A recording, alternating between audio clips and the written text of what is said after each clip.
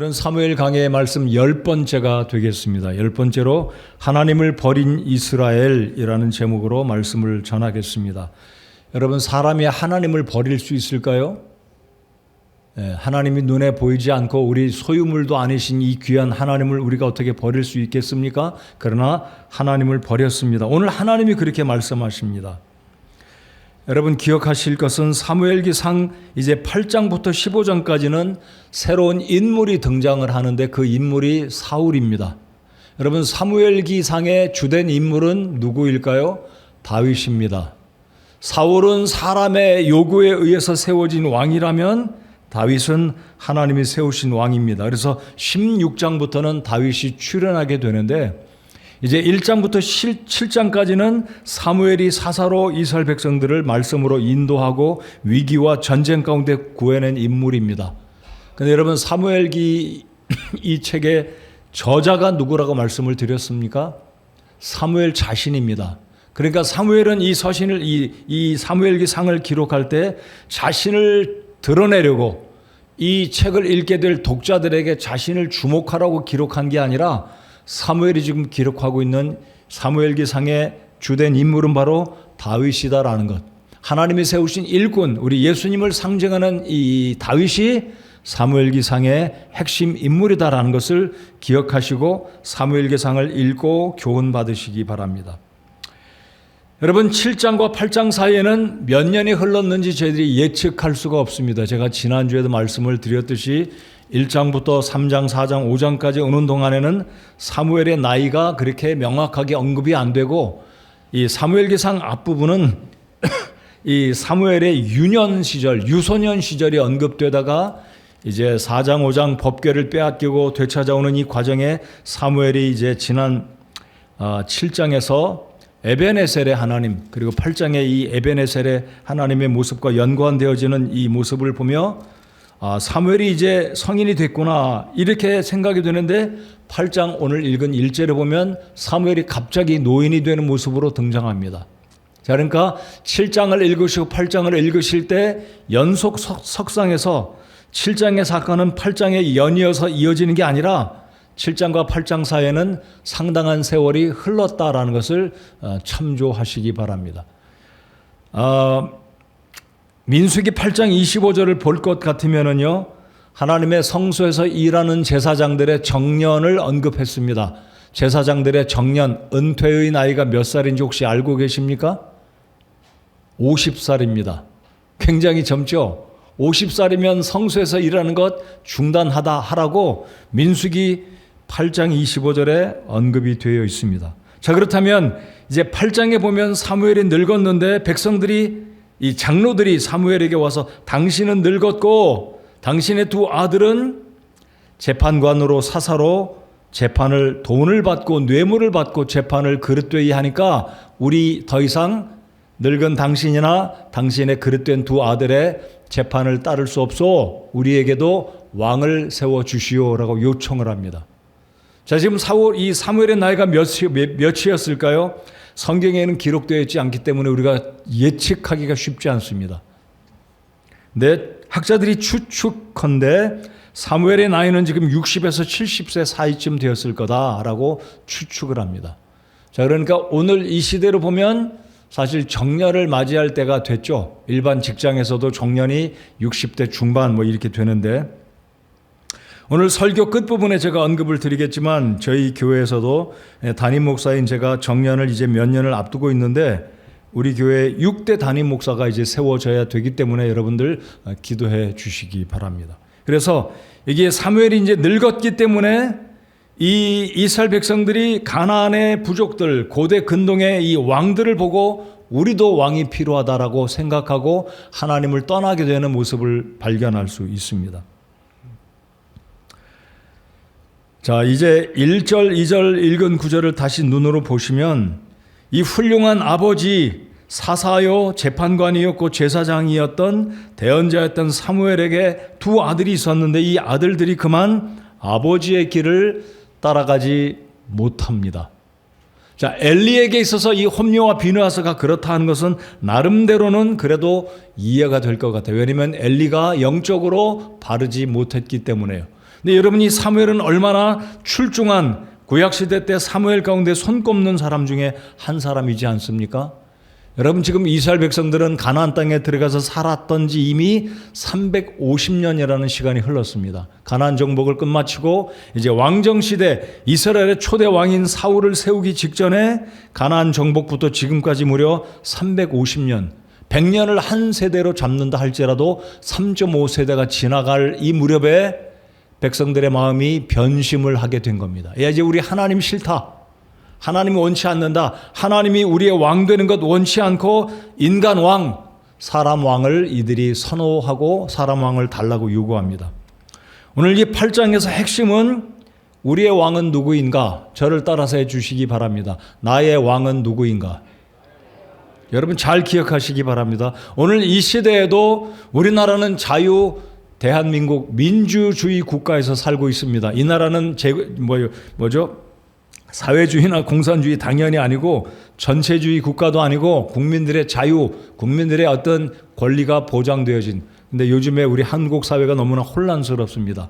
법의 질서를 무시하는 이런 일들이 일어나는데, 아무튼 이제 이 백성들이 하나님이 통치하는 이 신정국가, 쉽게 말씀드리면 하나님이 왕으로 이 백성들을 다스리고 있었는데 이제 백성들이 하나님을 저버린 겁니다. 그러니까 신정국가에서 왕정으로 사람의 왕이 다스리는 나라로 바뀌어져가는 모습이 8장의 모습입니다. 그래서 8장의 가장 중요한 핵심은 내 왕은 누구냐? 나의 왕은 누구냐? 우리 가정의 주인은 누구냐? 우리 교회의 주인은 누구냐? 이 나라의 진정한 주권은 누가 쥐고 있느냐? 하나님이십니다. 여전히 하나님이십니다. 믿으십니까? 우리나라는 대통령이 제1순위의 우리나라의 어떤 국가를 통치할 수 있는 통수권자라고 하지 않습니까? 사실은 여전히 이 시대 모든 나라들의 첫 번째 주권자는 우리 하나님이십니다. 좁게는 우리 개인들, 우리 가정들, 그리고 우리 교회, 하나님이 왕이 되시고 하나님이 주권자이시다라는 것을 오늘 이 사무엘기 8장을 통해서 분명히 인식하시고 늘 하나님을 왕으로 인정하고 우리 주님의 권위를 존중하고 그 말씀에 순종하는 삶을 살아가는 것이 우리 성서 침례교회 성도들의 가장 중요한 본분이다라는 것, 오늘 이 저녁에 다시 한번 확신하고 기억하시기 바랍니다. 다시 한번 여쭙겠습니다. 여러분의 왕이 누구인가요? 우리 대한민국에는 왕이 없습니다. 지금도 네팔이나 통가나 영국이나 이런 데 가면 태국이나 왕들이 있지 않습니까? 우리나라는 왕이 없어요. 자, 그렇다면 우리 개인들에게 있어서 진짜 왕은 누구인가? 내 삶의 주, 영어로 마스터는 누구인가를 다시 한번 생각해 보시기 바랍니다. 내 삶의 주는 돈도 아니고 나의 아버지도 아니고 나 자신도 아니고 아무도 아니에요. 우리 주님이십니다. 믿으십니까? 이거 확실히 해야 우리 신앙이 하나님을 경외하게 되고 이 신앙이 바르게 질서 있게 되어서 하나님을 기쁘시게 하고 복받는 하나님의 백성들이 될 줄 믿습니다. 자, 이제 5절 한번 보시겠습니다. 이제 백성들이 어찌 보면 사무엘이 늙었기 때문에 그의 말씀에 이 영적인 힘이 떨어졌다고 생각하지는 않습니다. 핑계다 이거죠, 핑계. 백성들, 특별히 장로들이 구실 삼고 왕을 세우고 싶으니까 핑계를 대고 말하는데 그 핑계가 그럴듯해 보입니다. 왜냐하면 5절을 보시겠습니다. 자, 장로들이 사무엘에게 나왔습니다. 이 라마는 사무엘이 거주하는 그의 집이 있는 홈스테이, 그 집이 있는 거주지죠. 그에게 나와서 이르기를, 5절에 그에게 이르되 보소서, 당신은 늙었고 당신의 아들들은 당신의 길들로 걷지 아니하니. 표면적으로 보면 이제 이유를, 당신은 늙었습니다. 그리고 당신의 아들들은 당신처럼 하나님 말씀으로 공정하게 백성들을 재판하고 하나님의 말씀으로 우리들을 지도하지 못합니다. 표면적인 이유는 그러했습니다. 사실은 이게 문제가 아니고, 물론 이 사무엘의 두 아들이 돈을 받고 재판을 굽게 한 것은 분명히 잘못된 일이죠. 그러나 이 국민들, 이 백성들, 장로들은 지금 표면적으로 논리적으로 내세워서 당신은 늙었고 당신의 두 아들은 당신과 같지 않습니다. 그러므로 우리에게 왕을 주시오, 이 이야기입니다. 자, 이 이야기를 들었을 때 사무엘이 어떠했을까요? 한편으로는 이해가 갔을 겁니다. 아, 나도 이제 늙었지. 내가 알아도 객관적으로 봐도 내 아들들이 뇌물을 받고 재판을 그릇되게 판정하는 것을 사무엘이 알았을 겁니다. 근데 사무엘이 이 문장의 문맥을 보면 사무엘이 몹시 마음이 얹지 않았고 기뻐하지 않았고 하나님도 기뻐하지 않는다는 것을 하나님의 사람 사무엘은 본능적으로 알았을 겁니다. 자, 그래서 이 사무엘이 하나님께 또 기도를 드립니다. 이 중요한 문제가 언급되지 않습니까? 자, 그러니까 350년 동안 출애굽해서 광야를 여행하고 이제 가나안 땅에 정착해서 350년이 지나기까지 한 번도 이런 것은 상상도 못했을 겁니다. 그런데 이제 드디어 이 문제가 벌어지게 됐는데 우리에게 왕을 주시오. 이런 요구죠. 자, 그래서 이 중대한 문제를 앞두고 사무엘이 보십시다. 6절입니다. 그러나 그들이 이제 사무엘이 하나님께 이제 이런 심정으로 기도를 드리는 거죠. 그들이 이르기를 우리에게 왕을 주어 우리를 재판하게 하소서 하였을 때 그 일을 사무엘이 기뻐하지 아니하여 주께 기도하매. 자, 중요한 것은 사무엘이 기도의 사람인 것을 다시 한번 볼 수 있습니다. 이 문제를 가지고 기분이 나빠서 장로들을 책망하고 장로들과 2박 3일 회의를 열며 논쟁하고 그러지 아니하고 하나님께 먼저 기도했습니다. 그래서 우리가 문제가 생겼을 때 우리가 해야 될 일은 사람 붙들고 논쟁하고 시시비비 가리는 것보다 먼저 하나님께 기도해서 주님의 뜻이 이루어지고 주님께서 해결해 주시기를 기도해야 되겠다라는 것을 이 사무엘의 이런 태도, 사무엘의 이 삶의 원칙에서 우리가 보고 교훈을 받아야 될 것입니다. 자, 드디어 하나님께서 기도를 들으시고 사무엘에게 이르시기를 7절입니다. 우리 하나님도 굉장히 마음이 답답하셨고 화가 나셨을 거예요. 왜냐하면 하나님께서 이렇게 말씀하십니다. 그들이 너를 버리지 아니하고 나를 버려서 내가 자기들을 통치하지 못하게 하려 하였느니라. 하나님이 단번에 알아보신 거죠. 하나님 모르시겠습니까?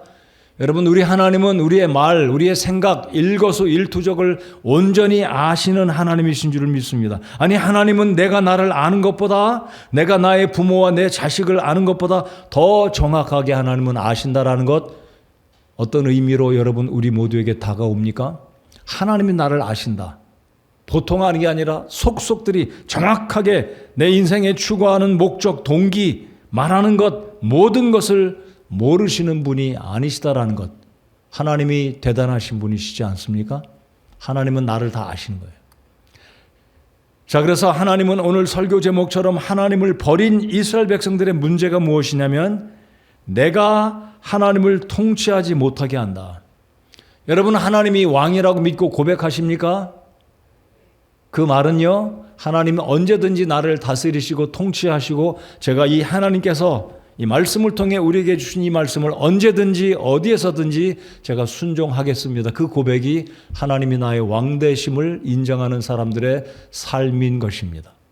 다시 한번 제가 여쭤볼게요. 하나님이 저와 여러분의 왕이라고 믿으십니까? 우리 옆에 사람에게 이야기해 봅시다. 하나님이 나의 왕이십니다. 이 문제는 정말 심각하게 우리가 생각을 해야 됩니다. 이거 허투루 생각하고 이거 가볍게 생각하면 우리의 신앙이 무너지고 타협하게 됩니다. 하나님 두려워하지 않게 돼요. 아무리 우리가 성서 침례교회, 오늘도 제가 언급을 드리겠지만 소위 말하는 근본주의 성서 침례교회 목사니 집사니 이렇게 해도 하나님 말씀을 두려워하지 않으면 어떤 교회 성도를 할지라도 그거 다 허풍이고 쓸모없는 일이에요. 맞습니까? 교회가 중요한 게 아니라 내가 교회를 통해서 섬기는 하나님을 두려워할 줄 알아야 그 성도의 믿음이 바르게 세워지는 것이기 때문에 그렇습니다. 자, 그래서 이 사무엘이 하나님 말씀을 들을 때 주님이 말씀하시기를 그들이 너를 버린 게 아니라 나를 버렸다. 내가 자기들을 통치하지 못하게 하려 하였다라고 말씀하십니다. 우리 하나님도 기쁘지 않으셨고 마음이 아프셨을 거예요. 이놈들 봐라. 여태까지 내가 그들을 구원하고 독수리가 새끼를 업어서 여기까지 인도하고 가나안 땅을 정복하게 하고 심지 않은 열매를 먹고 짓지 않는 집을 짓게 하고 자식 낳고 잘 살게 사사시대를 거쳐서 여기까지 왔는데 아니 이제 나를 버려? 헌신짝처럼 버리는 이들을 향해 우리 하나님이 굉장히 마음이 아프셨을 거예요. 사실 본문을 잘 보시면은요. 우리 하나님은 이기적으로 독재하고 백성들을 압제하고 왕으로 군림하기 위해서, 소위 말씀드리는 독재자처럼 하나님이 왕으로 우리들을 압제하고 군림하기 위해서 왕 되시는 하나님이 아니십니다. 우리 하나님은 우리를 사랑하시고 가장 좋은 곳으로 인도하시기 위한 그 마음 때문에 어리석은 인생들이 하나님을 버리고 사람 왕을 찾는다고 하니까 아버지이신 우리 하나님은 마음이 아프신 거예요. 여러분, 인지상정 아닙니까? 우리 자녀들을 부모가 고생해서 키워서 먹이고 입히고 다 지극정성으로 대학까지 보내고 그렇게 했는데 시집 장가 가더니 아버지 어머니 생각도 안 해. 나중에 재산 안 준다고 싸우고 심지어 법정에까지 부모를 고발하는 이런 모습들이 있다면 우리 부모님의 심정이 어떠하겠습니까? 하물며 우리 하나님이 어떠시겠어요? 우리 하나님이 거절을 당하신 겁니다. 근데 오늘날 이 시대 이 사무엘기 8장을 보면서 이 백성들만 그렇다, 이들에게 손가락질할 게 아니라 바로 우리가 그럴 수 있다는 겁니다. 하나님의 말씀을 가볍게 여기고 내 삶의 주인은 나지 하나님이 아니지, 하나님은 그저 위대하시고 전능하시고 내 기도를 들으시고 예배쯤은 받으시는 하나님, 나를 복주시는 하나님 정도로 생각한다면 우리는 굉장한 지금 오만과 교만 속에 빠져 있는 겁니다. 우리 신앙은 병들어 있는 겁니다. 하나님의 왕되심을 철저하게 인정할 때 바르게 교회를 섬기고 하나님을 두려워하게 되는 성도가 될 것입니다. 자, 그럼에도 불구하고 우리 하나님은 알지 못하는 이 백성들이 왕을 달라고 했을 때 그 문제가 어떤 문제가 약이 되는지 하나님이 일러주시고 깨워주시는 게 바로 이제 11절부터 17절까지입니다. 자, 우리 11절부터 17절까지 한번 보시겠습니다. 11절, 우리 주께서 사무엘에게 이 백성들 장로들에게 알려주시기를 너희가 진짜 왕을 원하면 그게 어떤 책임이 뒤따르는지, 어떤 수고가 있는지, 어떤 대가를 지불해야 되는지 아느냐? 주님이 알려주시는 내용입니다. 자, 보십시오. 너희를 통치할 왕에 관한 규범이 이러하리라. 그가 너희 아들들을 취하여 그들을 자기와 자기의 병거들을 위해 지정하고 또 자기의 기병으로 삼으리니 몇 사람은 그의 병거들 앞에서 달려가리라. 이게 무슨 의미인지 이해하십니까? 나라의 국방의 의무를 왕을 보호하기 위해서, 왕의 생명을 지키기 위해서, 이 왕국을 다스리고 지키기 위해서는 아들들을 착출해서 전쟁에 보내야 되는데 병거 앞에서 달려간다는 이 말은요, 죽을 수도 있다는 거예요. 병거 앞에 가는 사람은 제일 먼저 죽습니다. 화살에 죽죠. 적군의 칼과 마병에 의해서 죽죠. 이런 위험도 뒤따른다 이거죠. 근데 하나님이 왕이면 성경의 기사를 보십시오. 싸움하지도 않았는데 우리 지난번에 봤잖아요. 천둥번개가 일어나서 블레셋이 무너지고 전쟁에서 승리하게 하는 하나님. 천사를 보내서 우박과 지진과 천둥으로 벼락으로 우리 하나님이 이렇게 역사를 해주시는데 니네들 봐라. 너희들이 왕을 세우면 너희들 아들, 딸 징집당해서 전쟁터에 가야 되는데 그 중에 몇몇은 맨 앞에서 우리 북한 병사들이 지금 러시아와 전쟁에서 총알바지란 말이 나오잖아요. 엊그제 제 신문을 봤는데 제가 오늘 저녁에도 나오다가 제 책상에 있는 그 사무실에 있는 신문을 보는데 참 마음이 참 안타까워서 저 자식도 어떤 집 자식이지만 귀한 아들인데 그 전쟁터에 가서 저렇게 죽임을 당하는 이 우리 동족의 모습을 볼 때 아주 참 마음이 그렇게 아팠습니다. 여러분, 이 이야기가 지금 하나님은 백성들을 위해서 하시는 말씀이세요. 12절, 또 그가 자기를 위해 1000인 대장들과 50인 대장들을 지정하고 그들을 세워 자기 땅을 갈게 하며 자기의 수확물을 거두게 하고 자기의 전쟁 무기와 병거의 기구를 만들게 하리라. 너의 아들, 딸들 전쟁터에서 죽기도 하고 전쟁 무기도 만들고 전쟁 터지면 가서 싸워야 된다. 그것뿐만 아니라 세금도 내야 돼요. 여러분, 군사력을 키우려면 국방의 비용들이 얼마나 과중합니까? 이 나라도 똑같아요. 무기 만들어야죠. 갑옷 만들어서 입혀야죠. 군사들 먹여야죠. 이게 전부 다 국민들의 몫이다라는 거예요. 13절, 아들들만 아니라 딸들은 어떻습니까? 13절, 또 그가 너희 딸들을 취하여 과자 만드는 자와 요리하는 자와 빵 굽는 자로 삼으리라. 왕궁의 신하들 먹여 살려야 되잖아요. 군사들 먹여 살려야 되잖아요. 너희 딸들이 해야 되는 거다. 너희 아들들이 군사 국방의 의무를 감당해야 된다. 세금도 내야 된다. 지금 우리 주님이 솔직하게 알려주시는 거예요. 이 백성들을 두려워하게 하기 위해서 하나님이 왕으로 남기 위해서가 아니라 우리 하나님은 자비하신 하나님이기 때문에 이 왕을 세운다는 말이 어떤 의미인지 무지몽매한 이 백성들에게 알려주고 계신다라는 겁니다. 14절, 또 그가, 여기에 그는 누구인가 계속 그러잖아요. 그가 그가는 누군가요? 사람 왕입니다. 여러분, 우리 하나님께 군사력 준비해서 예비해야 되나요? 하나님 잡수실 거 맨날 농사 지어서 갖다 바쳐야 되나요? 전혀 그렇지 않습니다. 근데 왕은 실제로 세금 내야죠. 군사들 준비해야죠. 먹을 것 농사 져서 갖다 바쳐야죠. 14절에 보면 가장 좋은 거 왕에게 바쳐를 써요. 우리나라도 그랬어요. 우리나라 옛날에도 보면 전국에서 팔도에서 만드는 산해지면 다 왕궁으로 서울로 한양으로 올려보내잖아요. 왕이 드시는 음식 최고의 것들만. 이스라엘도 똑같았습니다. 15절 10분의 1까지 세금으로 내야 돼요. 직무 수행자들과 신하들에게 주고, 여러분 왕의 신하들이 얼마인가요? 적지 않을 겁니다. 각 부서의 일을 맡은 사람들 다 먹여 살려야 돼요. 16절 또 너희 남종과 여종과 가장 아름다운 청년과 나귀들을 취하여 자기 일을 하게 하며 너희 양의 10분의 1, 여러분 포도원의 10분의 1뿐만 아니라 목축업자들은 목축업에 젖을 짜서 버터를 만들고 치즈를 만들면 거기서 생기는 모든 이 이윤들, 양털을 팔면 10분의 1을 왕궁에 갖다 바쳐야 돼요. 여러분 우리나라도 소득세가 적지 않습니다. 그렇죠? 세금 내야 되는 거 당연한 국민의 의무이기는 하지만요, 이 사람 왕을 세운다는 것은 이렇게 과중한 어려움이 있다는 겁니다. 자, 그래서 하나님은 다시 경고를 해주십니다. 19절 20절 읽으시면서 이스라엘 백성들이 얼마나 지금 교만하고 이기적이고 잘못되었는지 19절 20절을 읽을 때 발견해 보실 수 있기 바랍니다. 자, 19절 20절 읽겠습니다. 이들의 문제가 무엇인지 시작. 그럼에도 불구하고 백성이 사무엘의 목소리에 순종하기를 거부하여 이르되 아니로소이다. 우리에게 우리를 다스릴 왕이 있어야 하리니 그리하여야 우리도 모든 민족들과 같이 되어 우리 왕이 우리를 재판하며 우리 앞에 나가서 우리의 싸움을 싸우리이다 하니라. 이런 구절은 읽고 아멘 안 하셔도 돼요. 자, 여러분 보십시오. 19절에 잘못된 부분은 무엇이고 20절에 잘못된 부분은 무엇인가요? 저는 이 말씀을 준비하면서 제가 보여드릴게요. 여기 칼라펜으로 줄을 그었어요. 19절에서는 이들은 하나님에게 정면으로 No, yes sir가 아니라 No, 아닙니다. 하나님 말씀을 정면으로 부정하는 거예요.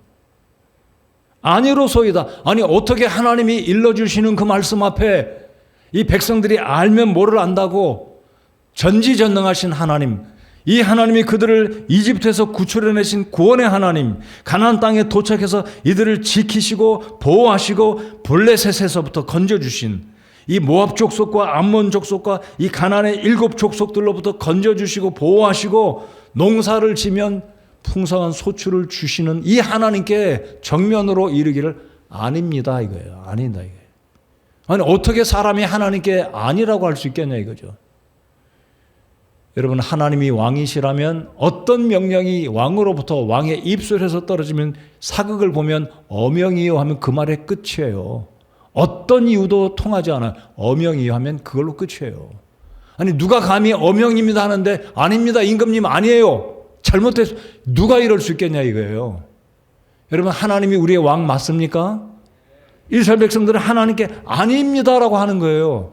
저는 이 말씀을 오늘 읽을 때 제가 사무엘기상을 얼마나 많이 읽었겠습니까? 근데 제가 이 말씀을 읽는 순간 내가 하나님 말씀 앞에 하나님이 이르시는데 내가 하나님 앞에 손살에 치면서 하나님 아닙니다 이렇게 할 수 있겠느냐라는 거죠. 여러분 백성들은 아니라고 지금 하나님께 떼를 쓰는 게 아니라 부정하는 거예요. 하나님이 지금 그들을 사랑해서 너희가 왕을 세우면 이런 대가를 지불해야 되는데 너희들 할 수 있겠느냐 물어보시는 거예요. 너희 아직 기회가 있다. 기회를 주시는데도 불구하고 아닙니다. 이거예요. 두 번째는 더 심각합니다. 두 번째 문제는 20절에 여러분 20절에서 읽으시면서 발견한 문제가 무엇인가요? 우리도 모든 민족들과 같이 되겠다고 그럽니다. 이게 얼마나 무서운 말인지 아십니까?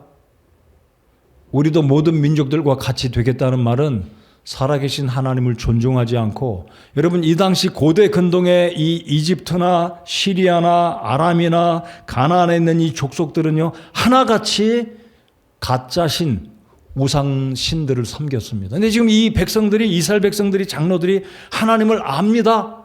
하나님 전지전능하신 그 하나님을 버리고 우리도 이제는 저들처럼 살고 싶다, 이 말은 하나님의 직접적인 통치를 떠나 우상숭배와 이 세상에 하나님을 알지 못하는 사람들의 그떤 문화, 그들의 가치관, 그들의 방식을 좇아서 살아가겠다라는 굉장한 이 무시무시한 엄청난 잘못된 고백을 지금 하고 있는 거예요. 자기가 말하는 것도 잘 모르는 거예요. 우리도 모든 민족들과 같이 되겠다. 우리 학생 여러분들, 성도 여러분들, 이 말씀을 잘 귀 기울여 들어보세요. 이 세상에는 오늘 이 시대에 하나님을 모르는 사람들은 그들의 방식이 있습니다. 그들의 살아가는 가치관이 있고 세계관이 있습니다. 하나님 두려워하지 않아요. 하나님 존재 자체를 믿지 않습니다. 무신론자, 유신론자들 가운데는 하나님이 아니라 부처를 믿고 다른 엉뚱한 신을 믿죠. 근데 우리가 이런 고백을 과연 하나님께 할 수 있겠습니까? 우리도 모든 민족들과 같이 되겠다. 이거는 있을 수 없는 고백입니다. 맞습니까? 이스라엘 백성들은, 그것도 장로들은 이 백성들의 리더들 아닙니까? 사무엘을 통해 하나님의 말씀을 들었는데 이르기를 우리도 모든 민족들과 같이 되겠다. 이건 충격적인 고백입니다. 아니, 어떻게 이 이스라엘 백성들이 가나안 족속들처럼 살아가겠다고 고백을 하냐 이거죠. 굉장히 심각한 문제입니다. 자, 그런데 우리 하나님은 사람에게 자유의지를 허락하셨습니다. 선택의 자유를 주신 거예요. 하늘의 왕을 섬길 건지 이 땅의 사람 왕을 통해 그들이 다스림을 받을 건지. 결국 사람의 왕을 통해 하나님을 경외하기는 하겠지만 하나님은 근본적인 이 사람들의 마음을 이미 간파하시고 그냥 허용하셨어요. 허락하셨습니다. 드디어 이스라엘 역사의 비극이 시작되는 순간입니다. 하나님을 떠난 거예요. 하나님의 통치가 가중하다, 무겁다, 힘들다, 이제는 지루하다. 우리도 가나안에 있는 왕들처럼 사람 왕을 달라 이거죠. 힘을 의지하는, 눈에 보이지 않는 전능하신 하나님을 의지하는 게 아니라 잘생기고 멋지고 출중한 사람을 왕으로 달라는 거예요. 이게 인본주의입니다. 똑똑하고 잘났고 세상에서 유능하고 지위 있고 능력 있는 사람처럼 보이는 이들을 그들이 의지할 사람으로, 그들을 구원해낼 사람으로. 여러분, 하나님이 지금까지 이 이스라엘 백성들을 얼마나 많이 구원해 주셨습니까? 얼마나 많은 기적들을 통해 이집트를 떠나오는 과정에서 홍해를 건너고 만나와 메추라기를 먹고 요단강을 건너고 가나안 족속들과 싸우고 사사시대 그 어려운 시대를 지나오면서 얼마나 많은 경우 우리 하나님이 눈에 보이지 아니하시는 그 하나님이 얼마나 능력으로 세밀하게 신실하게 백성들을 보호하시고 건져주시고 구원해 주셨습니까? 이제는 이스라엘 백성들이 하나님을 버린 겁니다. 자, 그러면 사무엘기 8장은 제가 묵상할 때 에덴 동산과 같은 타락과 과정과 유사한 모습이다라고 생각해 보았습니다. 여러분, 에덴 동산의 아담과 하와는 모든 조건이 아주 정말 좋은, 말 그대로 에덴입니다. 에덴. 기쁨의 동산이에요. 부족함이 전혀 없는, 날씨도 적당하고 먹을 것이 지천이고, 이때는요 재미있는 것이요, 사자가 풀을 뜯어먹고 살았습니다. 아니, 사자가 풀을 뜯어먹어? 사자가 짐승을 잡아먹지 않는, 에덴 동산에 죄가 없으니까. 여러분, 에덴 동산에 사자가 있었다고 믿으십니까? 에덴 동산에 당연히 있죠. 호랑이도 있었고 뭐 맹수들도 다 있었죠. 그때는 맹수가 아니라 풀을 뜯어먹고 살았으니까요. 이슬 먹고 살고 과일 열매 먹고 안 잡아먹었어요. 그러나 타락한 3장 이후에 땅에 엉겅퀴가 나고 가시가 났고 질려가 나고 맹수들이 서로 잡아먹고 살인이 생기고 엄청난 비극이 시작된 겁니다. 자, 그런데 창세기 3장에서 하나님은 아담과 하와에게 완벽한 조건에서 죄를 모르던 온전하게 지음받은 이 아담과 하와가 정말 자유스럽게 마음 놓고 즐겁게 살 수 있도록 허락하셨는데 단 한 가지만 제외하셨어요. 한 가지 조건을 주님이 명령하셨는데 그 명령이 무엇인지 우리 잘 알고 있지 않습니까? 하나는 안 된다 이거예요. 하나는 안 된다. 그 하나가 무엇이었습니까? 모든 열매는 다 따먹어도 됩니다. 생명과 열매, 모든 열매. 지금 지구상에서 볼 수 있는 모든 과일나무는 에덴 동산에도 정확하게 있었다라고 저는 믿습니다. 모든 과일나무, 모든 게 다 있었습니다. 제한이 없었어요. 딱 하나만 먹지 말아야 돼요. 자, 그렇다면 왜 하나님은 아담과 하와에게 에덴 동산에서 모든 것은 마음대로 너희들이 원하는 대로 아무 때든지 하라고 허락하셨지만 딱 하나는 안 된다예요. 중앙에 있는 에덴 동산 중앙에 있는 선악을 알게 하는 나무는 너희들이 먹지 말라. 먹는 날에는 반드시 정령 죽을 것이다. 딱 하나. 그 딱 하나의 제한을 두신 목적이 무엇이었습니까? 딱 하나의 목적은 무엇이냐면 나는 너의 왕이다 이거예요. 너 에덴 동산에 내가 왕이고 동물들의 이름 짓고 내가 사철 모든 것 관리하고 내가 마음대로 살아가지만 너에게 딱 하나 제한을 둔 그 하나님은 내가 너의 왕이다라는 것을 잊지 말라는 한 가지 어떤 제한성, 순종해야 되는 그 명령이 있었다라는 겁니다. 그 명령조차 없었다면 하나님은 아담과 하와에게 저와 여러분에게 자유의지를 허락하시되 방종할 수 있는 하나님을 진짜 사랑할 수 있는 어떤 하나님의 명령이 있기 때문에 그 명령을 순종해 낼 수 있는 하나님의 말씀에 순종해 낼 수 있는 거리가 없는 거죠. 이해가 되셨는지 모르겠습니다. 혹자는 말하기를 왜 하나님이 에덴 동산의 선악을 알게 하는 나무를 두어가지고 그거 죄짓게 만드냐? 하나님 잘못이다. 하나님께 도전하고 하나님께 책임을 돌리는 잘못된 하나는 알고 둘은 모르는 사람들이 그런 말을 합니다. 여러분 사실 하나님이 에덴 동산에 선악과를 두고 한 가지 제한을 두신 이유는 아담과 하와가 자유가 있다는 것 증명하신 거고 너 자유롭게 살라. 그러나 내가 나를 존중하고 사랑하는 모습을 보여달라는 존중의 의미 하나님이 우리를 AI처럼 만들지 않으셨습니다. 여러분의 AI는 입력된 그대로 행해야 돼요. 하나님은 아담과 하와를 AI처럼 로봇처럼 만들지 않으셨습니다. 존중해 주셨습니다. 선택할 수 있는. 근데 안타깝게도 아담과 하와는 특별히 하와가 사탄의 뱀의 유혹을 받고 하나님의 명령을 무시하고 육신의 정욕과 안목의 정욕과 이생의 자랑 결국 욕심 때문에 하나님과 같이 되려고 이게 문제였습니다. 하나님은 왕이신데 지음받은 자신이 하나님과 같이 되려는 이 교만한 죄로 말미암아 결국은 죄를 짓게 됐다는 거죠. 그래서 에덴 동산의 타락의 결과는 두 가지의 의미가 나타납니다. 첫째는 육체적인 죽음이고 둘째는 영적인 죽음인 하나님과의 분리가 시작되었습니다. 자, 여러분 이 이스라엘 백성들이 이집트를 떠나온 것은 하나님께서 구원해 주신 것을 상징합니다. 홍해 바다를 건넌 것은 물 가운데로 건넌 것은 침례받은 것을 상징합니다.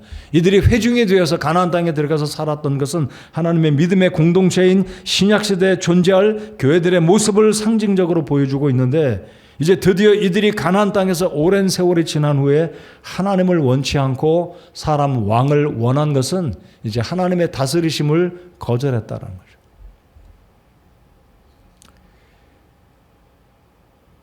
민수기 23장 19절 말씀을 한번 보시겠습니다. 민수기 23장 19절 우리 하나님은 어떤 하나님이신지 모세가 이렇게 기록합니다. 읽겠습니다. 시작. 하나님은 사람이 아니시니 거짓말하지 아니하시고 사람의 아들이 아니시니 뜻을 돌이키지 아니하시는도다. 그분께서 말씀하셨은즉 그것을 행하지 아니하시리요 그분께서 이루셨은즉 그것을 실행하지 아니하시리요. 아멘.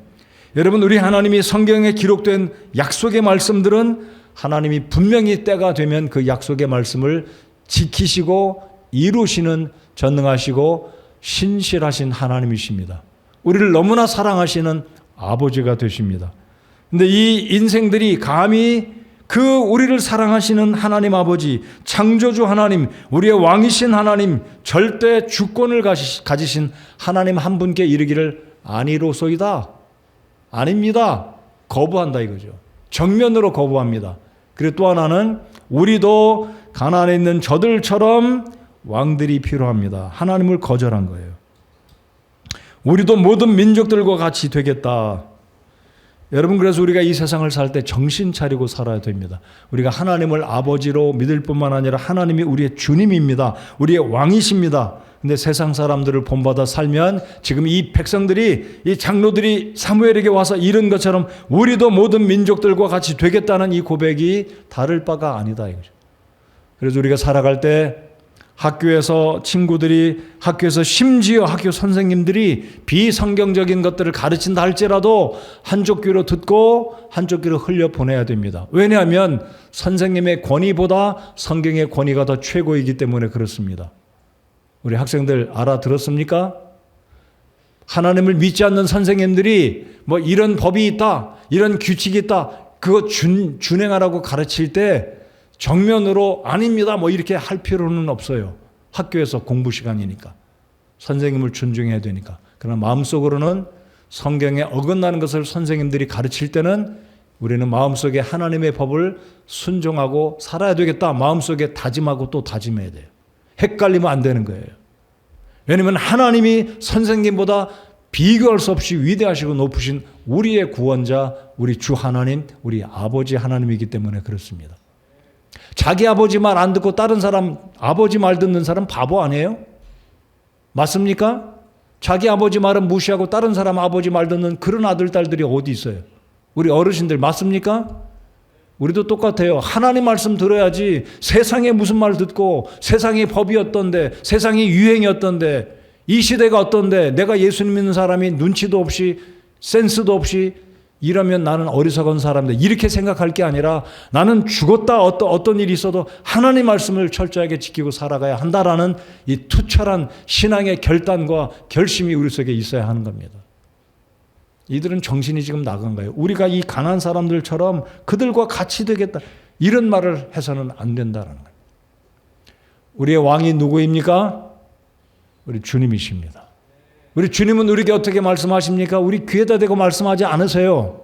이미 성경에 다 기록하셨습니다. 그래서 우리는 근본주의 침례 교회다라는 말을 자주 씁니다. 그러면 이 근본주의란 말은 사실 너무나 광범위한 말입니다. 왜냐하면 이슬람에도 근본주의가 있어요.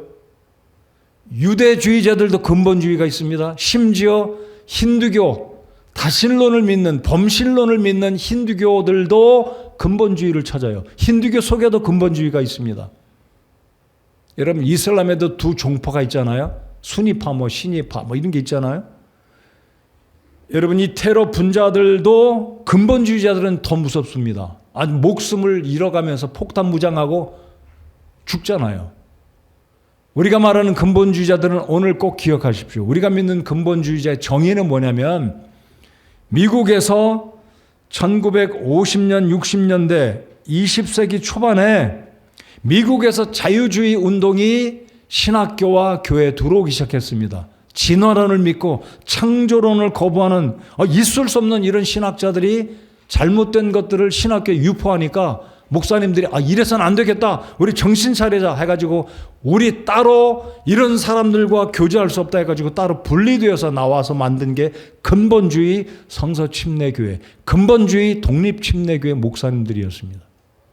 그래서 우리 교회를 세운 선교사님이 70년 전에 이곳에 와서 교회를 세웠는데 그분의 신학적인 배경, 신앙의 배경은 근본주의 성서침례교회 믿음을 지닌 분이었습니다.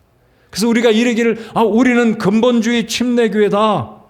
그렇다면 여러분 근본주의자의 개념은 지금 말씀드렸고 근본주의 운동의 배경을 말씀드렸고요. 근본주의란 제일 쉽게 그냥 기억하기 쉽도록 여러분 마음속에 아예 기록하시기를 바라서 말씀을 드립니다. 근본주의란 말은 어려운 말입니다. 펀더멘탈리스트라고 그러는데요. 펀더멘탈리즘, 근본주의. 근본이란 말은 뿌리다 이거죠. 기초가 된다는 말이죠. 근데 근본주의란 말은 사실 이해하기가 쉽지 않은 말입니다. 한 문장으로 정리를 제가 해드리면 근본주의란 하나님의 말씀을 무오하다, 성경은 오류가 없다라고 믿으며 문자적으로 해석하는 사람들이 근본주의자입니다. 두 가지만 기억하세요. 성경은 창세기서부터 요한계시록까지 오류가 없다, 무오하다, 오류가 없다, 무오하다, 완벽하다. 이것은 긍정적인 의미로 두 가지를 말합니다. 굳이 제가 영어로 말씀드리진 않겠지만 오류가 없다, 완벽하다. 그리고 성경은 문자적으로 우선 해석한다. 이게 근본주의자들의 가장 중요한 신앙의 핵심입니다. 자, 근본주의자는 뭘 믿는다고요? 성경에는 어떤 오류도 없다. 원본 성경에. 그리고 이 성경은 하나님이 우리에게 주신 생명의 말씀으로 그러기 때문에 문자적으로 일단 해석해야 된다. 제가 지난주에 요한계시록 2장 말씀을 전했습니다. 요한계시록을 어떻게 해석해야 되느냐? 상징적으로, 은유적으로, 비유적으로 해석하면 천년왕국 없어요. 천년왕국 후천년주의자가 됩니다. 교회가, 성도가 대환란에 통과한다고 가르쳐요. 그러나 우리는 그렇게 믿지 않습니다. 왜입니까? 문자적으로 정확하게 해석하면 지상에서 7년 대환란이 끝난 후에 예수님이 오시니까. 그러니까 우리 근본주의 침례 교도들은 성경을 오류가 없다. 완벽한 말씀이다. 그리고 이 말씀을 문자적으로 해석한다. 이게 근본주의자, 근본주의 침례 교도들의 신앙의 핵심입니다. 이해가 되셨죠? 우리는 근본주의 침례교회 성도들입니다. 그렇다면 하나님께서 우리에게 말씀하실 때 이 이스라엘 백성들이 하나님께 나가서 아닙니다 라고 하나님 말씀을 부정할 수 있겠냐 이거예요. 여러분 성경 어디를 펴서 읽으시든지 하나님 말씀을 그대로 액면 그대로 믿고 이 말씀에 순종하는 삶이 진짜 침례 교도입니다. 하나님 말씀 두려워해야 돼요. 하나님의 말씀의 권위를 인정한다는 의미는 하나님 앞에 우리가 살아가기 때문에 하나님 앞에서, 교회 앞에서 철저하게 하나님 말씀에 순종하고 어떤 잘못도 속임도 있어서는 안 된다는 겁니다. 왜요? 하나님이 두려우니까. 하나님 말씀 앞에 신실하게 살아라, 거짓말하지 말라, 부모에게 효도하라, 이런 말씀들 우리가 순종해야 되지 않습니까? 자, 그러면 왕정과 신정의 차이가 무엇인지 간략하게 말씀드리겠습니다. 왕정은 하나님의 직접적인 통치보다는 사람을 통해서 보호받고 건진받고 하나님의 다스림을 받으려는 시도인데, 결국 이스라엘 백성들의 시도는 오늘 본문에 있는 말씀처럼 하나님께서 사무엘을 통해 이야기해 주셨듯이 하나님을 버린 거예요.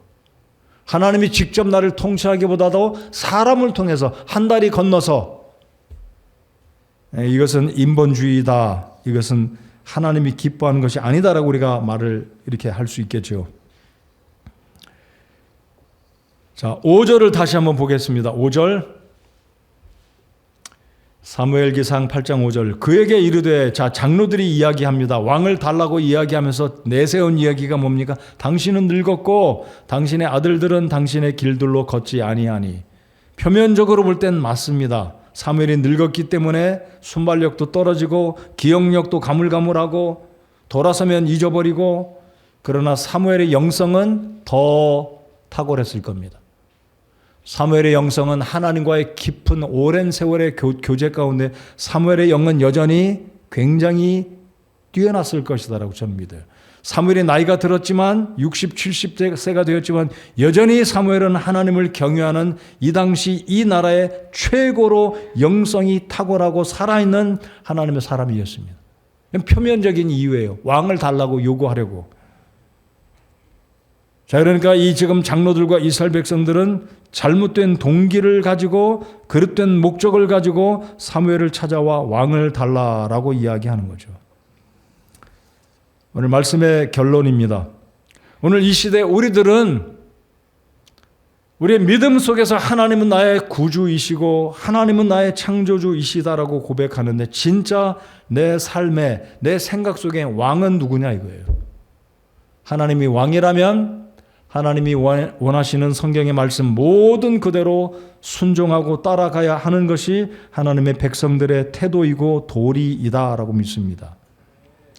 제가 지난 12월 3일 날 3박 4일로 이제 중국에 다녀왔는데, 제가 좀 안타깝고 좀 답답했던 것은, 믿음이 좋다고 하는 어떤 형제가 자기의 직업이 술을 제조해서, 여러분 유명한 마오타이주 아시죠? 마오타이주 수, 소위 말하는 빼갈이라는 술, 불 붙이면 불이 타는 술, 마오타이주 생산해요, 자기 공장에서. 그리고 술을 팔아요. 그리고 이르기를, 예수님도 가나 혼인잔치에서 물로 포도주를 만들지 않았냐. 나는 우리 백성들에게, 우리 국민들에게 결혼식 때, 축하할 때 포도주도 사가게 만들고 술을 만들어 판다. 그러면서 굉장히 자기의 직업에 대해서 자부심을 갖고 합리화하고 있어요. 제 마음이 참 씁쓸했어요. 여러분, 하나님이 왕이라면 술을 팔아서 사람들이 술로 인해서 망가지고 죽고 가정이 무너지고 알코올 중독자가 되는 직업을 그리스도인들은 선택해서는 안 된다라는 거예요. 하나님의 사람들은, 하나님의 백성들은 하나님이 왕이시라면 하나님이 원하시는 직장도 찾고 그런 분야의 일도 하고 생각도 바르게 하고 왕이신 하나님의 생각에 부합하는 삶으로, 인생관으로, 직업관으로 그렇게 살아야 되는 것이 하나님의 왕된 백성들의 의무요 태도다라는 겁니다. 맞습니까? 우리 청년들 직장 고를 때 주일날 안 쉰다, 아예 그 직장은 생각도 하지 마세요. 이번 주에 서문학교회를 말씀드리는데요, 서문학교회 성도들이 얼마나 귀한 분들인지 이번 주일날 말씀을 통해 하나님께서 우리 복 주시기 바랍니다. 굉장히 가난했어요. 그럼에도 불구하고 그들은 영적으로 부유한 삶을 살았습니다. 말씀의 결론입니다. 하나님이 왕이라면 왕이 원하는 대로 살아야 돼요. 내 뜻이 아니에요. 하나님이 여러분의 왕이십니까? 왕을 기쁘게 해야죠. 그러면 내 뜻대로, 내 방법대로, 내가 옳은 대로 사는 게 아니라 나의 왕이 되시는 하나님이 원하시는 이 말씀의 가르침을 따라서 살아야 된다라는 겁니다. 자, 이 사무엘기상 8장에서 보여주는 교훈을 정리해서 간략히 말씀드리겠습니다. 방금 말씀드린 대로 우리의 왕이 하나님이라면 이 세상의 인기와 유행과 가치관의 방식을 따르지 말고 나의 왕이 되시는 그분이 기뻐하는 것을 쫓아서 살아야 된다. 이게 사무엘기 8장의 교훈입니다. 두 번째는 이 세상 사람들의 제도나 시스템을 지나치게 의존하지 말고 내 삶을 주장하시고 나를 인도하시는 하나님이 왕되심, 그분의 뜻이 무엇인지 분별하고 이 성경을 통해 하나님의 왕되신 그분의 뜻을 따라서 살아가는 게 왕된 주의 백성들의 의무이다라는 겁니다. 중요한 결정을 내릴 때는 반드시 먼저 사무엘처럼 하나님의 뜻을 여쭙고 인내하며 기도하는 우리가 돼야 된다라는 겁니다. 결국 이스라엘 백성들은 왕을 뽑아 세울 때 얼마나 힘이 들고 의무가 있고 세금을 내야 되고 아들, 딸들을 보내야 되고 토지 소산에 세금을 내야 되고 11조를 내야 되는데 여전히 백성들은 하나님께 많이 말씀드리기를 아닙니다. 우리가 저들처럼 살래요. 이게 사무엘기 8장이 우리에게 오늘 이 시대도 주는 메시지입니다. 여러분, 누구를 본받고 살겠습니까? 누구의 뜻을 따라 우리의 왕을 기쁘시게 하겠습니까? 나를 기쁘게 해서도 안 되고, 올해 표는 처음 사랑을 회복하는 해인데 내 마음속에 잘 들으십시오. 하나님보다 내 아내, 내 남편 사랑해서 안 됩니다. 하나님보다 내 자식들 사랑해서는 안 됩니다. 하나님이 최고의 우리의 사랑이 돼야 그분이 우리의 진짜 왕인 겁니다. 아멘 할까요? 어려운 문제입니다. 진짜 어려운 문제예요. 그럼에도 불구하고 우리를 구원하신 주님은 그렇게 명령할 자격이 충분히 있으십니다. 우리를 지으셨고 구원하셨고 우리를 복 주시는 아버지 하나님이기 때문에 그렇습니다. 하나님이 나의 왕입니다라고 고백해 봅시다. 시작. 하나님이 나의 왕입니다. 일어나서 찬송하겠습니다.